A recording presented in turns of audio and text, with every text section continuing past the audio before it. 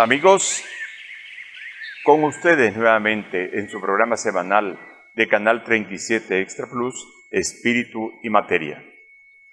Soy Francisco Picado, director de la Clínica de Terapias Naturales y Spa. Estoy situado, para que nos visiten, de los semáforos del Colonial, 2 cuadras, con 15 varas al sur, a mano izquierda, en la colonia Cristian Pérez o Salvadorita. Ahí tenemos productos para que ustedes puedan verlos o llevar sus recetas. También consulta naturista y consulta de acupuntura, electroacupuntura, moxas, masajes de cualquier tipo. Solo tienen que llamarnos a nuestros teléfonos que están en pantalla o con la dirección visitarnos. Por otro lado, siempre tenemos cursos de medicina natural, de acupuntura, de masajes y otros cursos. Ustedes pueden informarse visitándonos o por nuestro teléfono. Actualmente ya estamos en la recta final. Los próximos cursos serán en el mes de enero, Medicina Natural Integrativa, que dura 6 meses. Este curso también lo pueden recibir tutorial por WhatsApp. Bien amigos, es un placer estar con ustedes tocando estos temas que tienen que ver con nuestra realidad personal, nuestra realidad social, nuestra realidad histórica. Hoy queremos hablar de algo que en otra ocasión hablamos, me parece, pero en cuanto a la salud. Vamos a hablar un poco sobre la costa caribe de Nicaragua.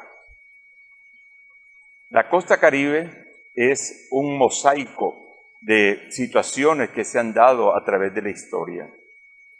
Y si bien vamos a hablar de lo que siempre se habla, pues, de toda cultura, de sus costumbres, de su gente, quería hacer yo un repaso de la historia, porque la historia es bueno conocerla. Muchas veces nos enfocamos en la actualidad y está bien, pero necesitamos conocer un poco hacia atrás. Bien, haciendo pues un esbozo de esto, Nicaragua, como toda América, era indígena, o sea, originaria, que se dice también. Fue hasta el descubrimiento de América en las Antillas y poco a poco, llegando los españoles a los territorios, por supuesto que llegaron primero a los territorios que están en el Atlántico y las islas del Caribe, y ahí fueron pasando a México, fueron pasando a los otros países del área, digamos, de Nicaragua, Centroamérica. Y entonces esa historia es bien importante porque tenemos algunas características especiales. Resulta que Cristóbal Colón, cuando vino por 1500 por allí, resulta que tuvo una gran tormenta en lo que se llama el Cabo Gracias a Dios, ahora, porque él dijo gracias a Dios que salimos de estas Honduras, y entonces pasó al litoral que llamamos nosotros Atlántico o Caribe, pero pasó de largo, no pasó directo, después del susto de los ciclones o los huracanes que siempre hay en esas áreas. Y entonces pasó pues a Colombia, siguió adelante en sus rutas por el Pacífico. Pero, ¿saben quién andaban detrás de ellos? No solo en este momento de la historia, andaban los ingleses, inclusive los holandeses, andaban detrás, que llamaban los piratas, andaban detrás de los españoles, viendo que ellos encontraban o que podían encontrar ellos también. Entonces, en esa línea, no tocaron la costa atlántica, y con los años quienes llegaban allí para aprovisionarse de algunas cosas eran los ingleses. Los ingleses no tenían al principio la misma táctica que los españoles, que llevaban la fe, que llevaban la cruz, como se dice, y la espada, y como más beligerantes. Los ingleses tuvieron, no sé cómo decir, tuvieron la idea de dialogar, hacer tratos con los místicos, que eran los que estaban en esa zona del Caribe alto, o sea que ahora llamamos Atlántico Norte. Allí ellos empezaron a hacer tratos con ellos para que les ayudaran con alimentos, que les ayudaran con telas, inclusive con algunas embarcaciones, y intercambiaban. Entonces los ingleses les daban algunas cosas que eran de interés de los indígenas, no espejitos exactamente, sino que también les daban ellos otras cosas. Y así hicieron como un trato, no voy a decir de amigos, ¿verdad?, sino cómplice, para apoyarlos en lo que ellos hacían los ingleses y lo que los españoles estaban más interesados más adelante, más hacia abajo, hacia el sur. Y así llegó un momento en que llegaron a tener los misquitos, llegaron a tener cierto poder ante a los ingleses. Inclusive los ingleses, dando un poco de oportunidad, eligieron lo que se llamaban el rey mosco. Hubieron 3 reyes moscos y tenían cierta autoridad. Mientras los ingleses salían, como quien dice, hacia el mar, a sus travesuras, el rey mosco se quedaba guardando la casa y viendo sus propios intereses, a tal grado que llegó un momento en que ellos decidieron o pensaron que tenían cierto grado de poder y tuvieron algunos problemas que más adelante les voy a relatar. Pero otro hecho importante es, estamos ya para 1676, y en 1849 ellos trajeron a la iglesia morava. La iglesia morava vino a ser algo así como la iglesia católica, nada más que tenían otro talante, porque no venían directamente con el ejército, o sea, con la armada española, sino que vinieron y los dejaron que hicieran su trabajo. Y hasta hoy la iglesia morava es bastante importante en la costa atlántica y comenzaron a trabajar en el aspecto de la salud, en el aspecto de la evangelización, en el aspecto del bienestar de la comunidad.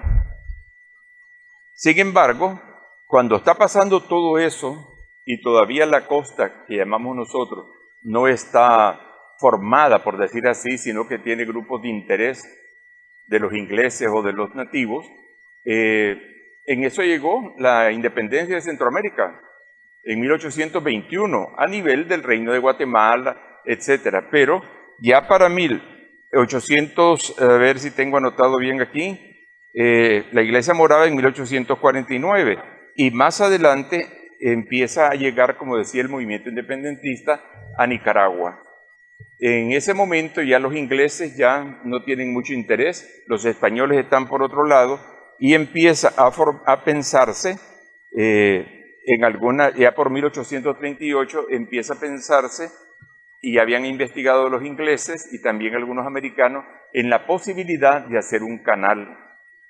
No un canal como el que últimamente se mencionó, ni como el canal de Panamá exactamente, sino que entraran los productos por el río San Juan, pasan el lago de Nicaragua, llegan al estrecho de Rivas, que solo son 30 kilómetros, 28 para ser exactos, y ya pasaban al Océano Pacífico. Entonces todo eso lo estuvieron haciendo de alguna manera y firmaron un convenio en ese tiempo, un convenio que les permitía a los Estados Unidos y a Inglaterra futuramente hacer una especie de canal ya más en serio. Sin embargo, para 1860 se retiran los ingleses totalmente y para 1893 gana la presidencia José Santos Zelaya y toma poder, y por eso se llamó primero el departamento de Zelaya. Trajeron inversionistas, hicieron trabajos y siempre motivados por las bananeras, por la caña de azúcar, por el bosque, no sé si por la pesca, y con la idea de hacer inversiones supuestamente para el país. Pero en 1909, ya estamos cerca, 1909 renuncia Zelaya, o le hicieron renunciar, porque no dejaba de ser todo Nicaragua y muchos otros países un protectorado de los Estados Unidos, y entonces si Estados Unidos no los aprobaba, lo que los presidentes decían, entonces los quitaban o los desaparecían. Entonces hubo un ambiente así bastante difícil y apareció, lo que ya todos sabemos, una invasión de marinos americanos por más de 21 años, donde ahí está toda la historia de la Guerra Nacional y Sandino y todo lo que ya conocemos. Entonces, en ese tiempo crecieron, por supuesto, las exportaciones de los Estados Unidos, aunque estaban enfrascados en una guerra, pero metidos también en lo que es la costa atlántica. Una vez que los marinos fueron retirados por políticas de los Estados Unidos y la guerra de guerrillas de Sandino, y entonces el país quedó nuevamente en otra situación. Pero con la muerte del general Sandino entra Somoza García, y al llegar Somoza García establece, con el apoyo siempre de los Estados Unidos, con Roosevelt, un país un poco más progresista, llamemos, pero siempre bajo una situación de dominio de los Estados Unidos y de la política y de la economía. Así corremos el tiempo, pues que sea todo este tiempo ya lo sabemos, ¿verdad? Hasta la Revolución Sandinista, hasta el día de hoy. Entonces la costa atlántica ha sido un foco de atención, como tantos otros focos de atención han habido, y la población, hay un detalle importante. El detalle importante es que la costa atlántica es casi la mitad del territorio de Nicaragua. Pero la población de la costa atlántica es casi un 9% de toda la densidad de población en ese territorio. Toda la mayor parte de la población, como sabemos, está en el Pacífico. Entonces la costa atlántica fue siempre carente de infraestructura, carente de empresas, carente de muchos servicios para la población y de desarrollo. Actualmente ya tenemos un poco de diferencia, pero siempre hay las acechanzas, digamos, ¿verdad? Porque siempre el que invierte trata de aprovechar lo más que pueda y maximizar sus actividades y minimizar sus gastos, como se dice en economía liberal. Entonces, es esta situación poblacional de la costa atlántica, o sea, de la costa del Caribe, hace que esté como relegada aún en el desarrollo. Por otro lado, tenemos que saber, ya lo sabemos todos, que la costa atlántica es pluricultural, es multilingüe, hay varias lenguas, y también multiétnico, hay varias, ¿cómo se dice? Hay varias etnias. Lo que más hay, sin embargo, es los mestizos. ¿Qué son los mestizos? Los mestizos cuando hay de dos, por lo menos, razas que se unen, ya sea con nativos, que se llaman muchas veces indios, y negros, o indios y sumos, indios y rama, indios y misquitos, o extranjeros. Entonces, ese porcentaje es alto, casi el 80 y más por ciento de la costa que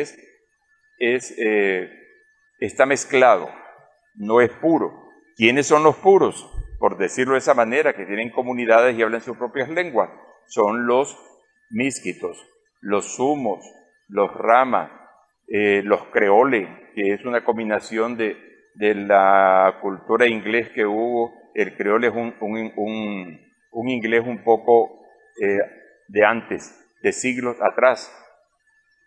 Entonces, esa realidad hace que la gente pueda vivir en una realidad autóctona, una realidad natural, cada quien, pero con las inserciones, vamos a decir así, de las culturas también externas. Ustedes saben que cuando las compañías bananeras destruyeron en la costa atlántica ya a finales del siglo XIX o a principios del siglo XIX, allí habían chinos, allí habían americanos, allí habían de varias nacionalidades, ingleses, que vieron, jamaiqueños también, vieron que había una posibilidad de desarrollo, como lo hubo también en la costa atlántica, por decir así, de Honduras. Quiero recordar también, históricamente, que los misquitos, no había fronteras, ahora ya hay fronteras, pero no había fronteras. Los misquitos tomaban toda la parte que es de Bilwi, dijéramos, de Cabo Gracias a Dios, y tomaban también toda la parte de Honduras, en Trujillo, toda esta parte del norte de Honduras, era también misquito, una gran parte. Recordarán, sobre todo por historia, o los que vivimos parte de la historia, que había una gran parte en el mapa que se llamaba territorio en litigio, Esa parte del territorio litigio es que había un problema con las tierras y fue la Corte Internacional de la Haya la que definió que toda esa parte que está de nuestra parte norte le iba a pertenecer a Honduras. Pero los místitos que siempre se pasaban del río Coco hacia el otro lado y lo hacen todavía ahora, consideran eso una sola tierra de ellos.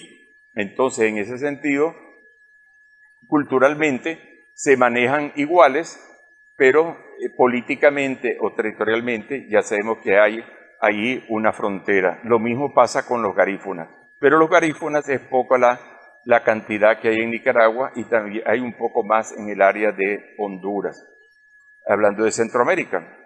Por otro lado, esto de lo multilingüe es interesante.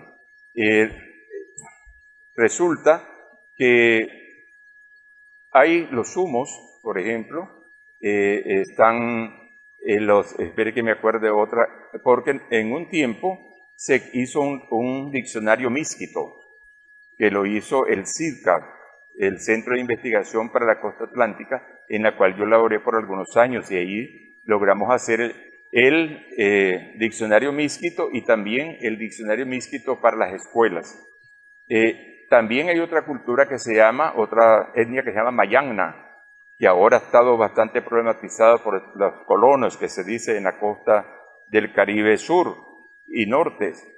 Los Mayangnas, ellos hablaban su lengua y hay poca gente que habla. Entonces vino, me tocó atenderlo, un lingüista famoso mundialmente, vino a la costa y en 15 días que viajó a las comunidades, logró hacer el primer diccionario Mayangna que se tiene, lo pueden encontrar en las librerías, el primer diccionario Mayangna, y le preguntaba yo al lingüista que me tocó atenderlo, como les dije, dice que él ha ido a muchas comunidades de África y de todo el mundo, y él sabe descifrar, es un genio, y no llegó sin saber nada, empieza a agarrar las palabras, y las palabras las va desmenuzando, como quien dice, en la logia que ellos tienen, y después él se despidió de la comunidad hablando en su idioma. Entonces, esa preservación de la parte lingüística es importante porque cada vez son menos las personas que están hablando esas lenguas y eso es importante para la cultura. Ahora, estas zonas, Mayangnas, Sumos, están cerca de Jinotega y las personas que están cerca de Jinotega, arriba de Jinotega, muchas veces tienen el fenotipo, las características de esta otra zona, que las fronteras o las áreas poblacionales hacen como las diferencias, pero todo es como una sola comunidad. Ahora, ¿por qué en la costa atlántica tenemos de raza negra?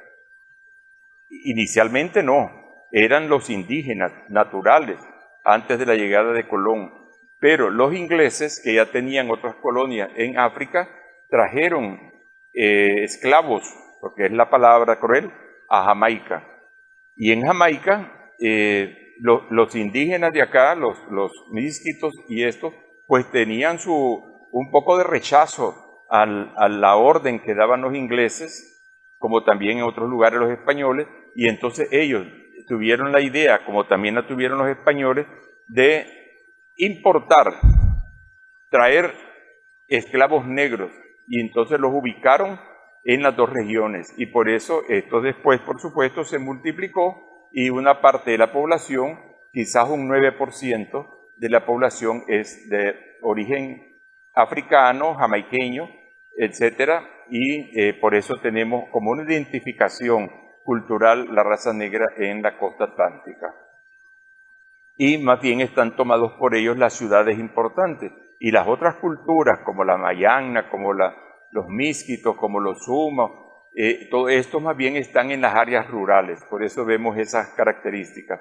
Ahora con la carretera nueva hacia la costa, porque antes íbamos en Panga, y llegábamos al Rama y de ahí seguíamos por donde queríamos ir.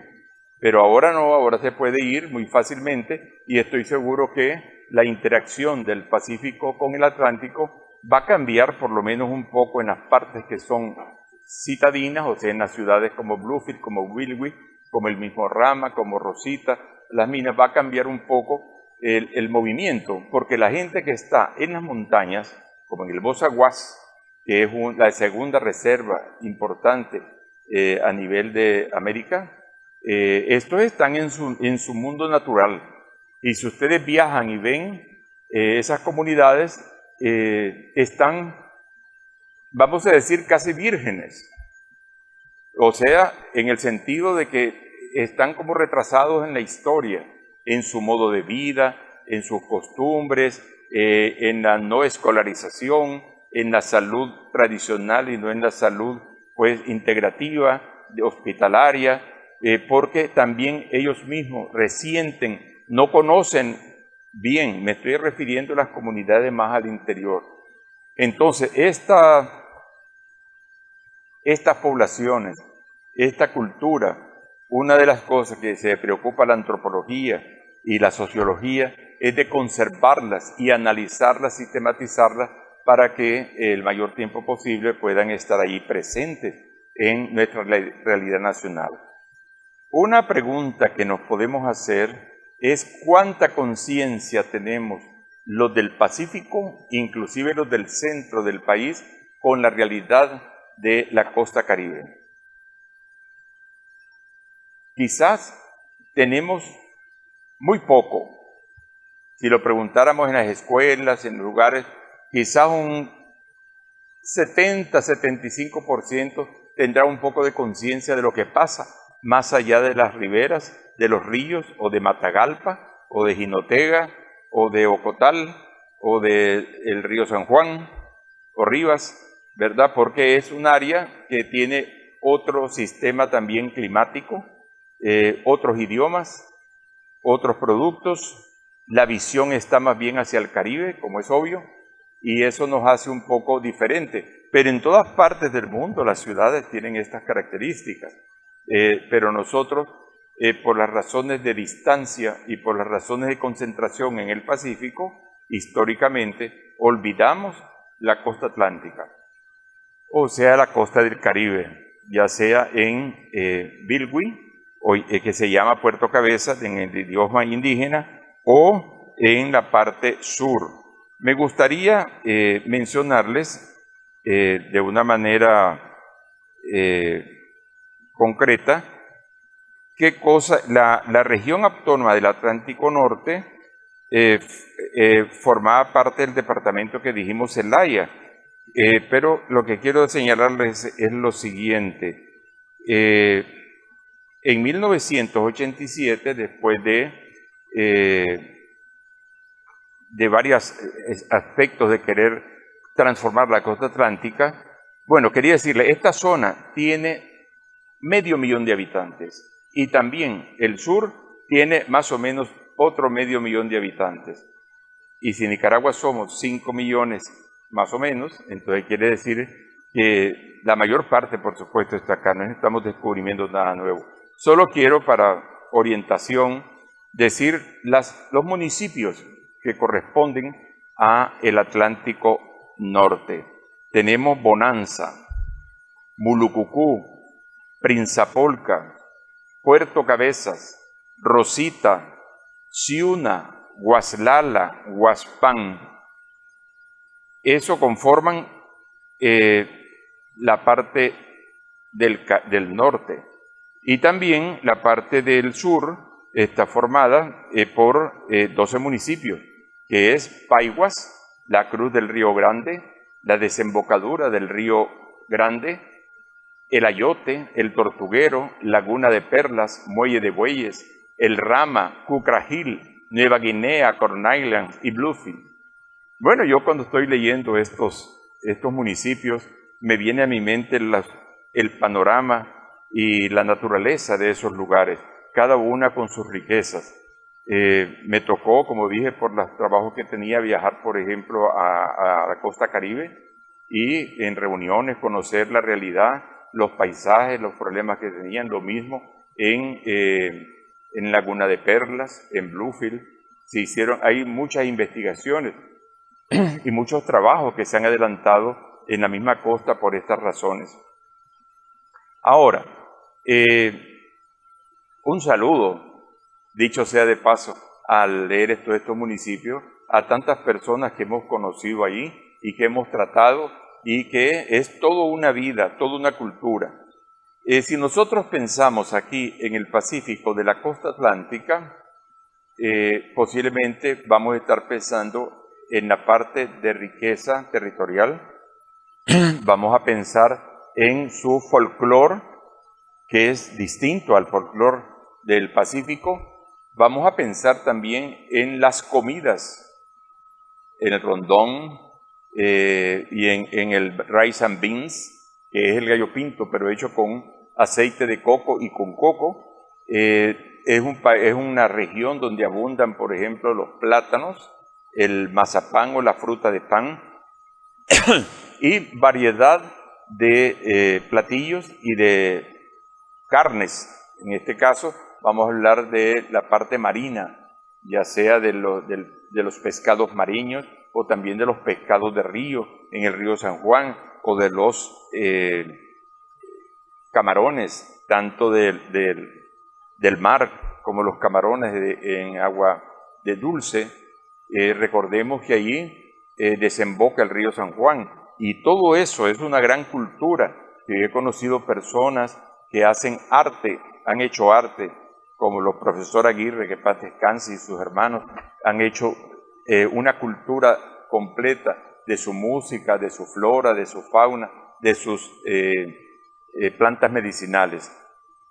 Y en esto de las plantas medicinales, también la cultura botánica, ya vemos así, de la costa atlántica o del Caribe, es muy diferente a la cultura de la fisioterapia, de la fitoterapia del Pacífico. No es que no hay plantas parecidas, pero nosotros nos perdemos prácticamente, aún conociendo de fitoterapia, si vemos algo de la fitoterapia en la costa. Porque si nosotros aquí decimos naturistas, allá en la costa la gente va a buscar a un chamán. También se dice un brujo. Ahora, ¿cuál es la diferencia? La diferencia es la parte cultural. O sea, esa medicina que se practica en la costa atlántica, sobre todo en las comunidades, porque ya en Bluefield, ya en las minas, ya en Bilwi, en los lugares que son un poco más urbanizados, llamemos, ya existe de todo, existen naturistas, existen clínicas, existe todo. Pero en el interior la gente tiene que recurrir a los curanderos o los chamanes. ¿De dónde toman los curanderos y los chamanes su sabiduría? La toman de sus ancestros. Como en el Pacífico también, que de dónde toman la sabiduría las personas que en las casas recomiendan, las abuelas, lo toman de la sabiduría ancestral, que ha venido de generación en generación, llevando la información y la práctica de la medicina natural, inclusive de algunas manipulaciones en el cuerpo. Entonces en la costa, generalmente, el chamán une la parte que llamamos nosotros de fitoterapia, o sea, de las plantas y de las sustancias que ellas producen, lo unen también con algo, llamémosles ahora espiritual, o algo que tiene que ver con que la persona tenga como dijéramos, un estímulo a los sentidos, a los principios que tiene. Y entonces cuando el chamán echa humo con un tabaco, o hace una limpia, o hace todo eso, es la manera como se manifiestan esas cosas ancestralmente, pero que no están ligados de lo que ahora también se hace. Por ejemplo, en las clínicas naturales le decimos nosotros, pues, que usen un incienso, ya una manera más moderna, con un difumador de esencia, y entonces mientras está allí, siente un aroma sabroso que llamamos aromaterapia. Entonces también en la costa lo hacen con hojas, lo hacen con otra cosa. Lo mismo si queremos usar algunas cosas que ayuden a la persona, algunos signos, pero en el fondo lo que está curando son las plantas, son las raíces, son los alimentos o las recomendaciones que le hacen estos chamanes. Hemos querido, amigos, darle una, como dijéramos, semblanza en varios sentidos, en la parte histórica, en la parte política, en la parte cultural y etnográfica, y también en la parte de la medicina natural. Por supuesto que el tiempo nos consume, pero querramos la costa atlántica, unámonos a la costa del Caribe, visitémoslas y nos vamos a dar cuenta que nuestra riqueza es muy grande en Nicaragua. Soy Francisco Picado de la Clínica de Terapias Naturales y Spa. Los esperamos para atenderlos en sus terapias. Estoy situado de donde fue el Cinerex, 75 Varas al Lago, mano derecha. Que tu alimento sea tu medicina y tu medicina tu alimento. Hasta pronto, amigos.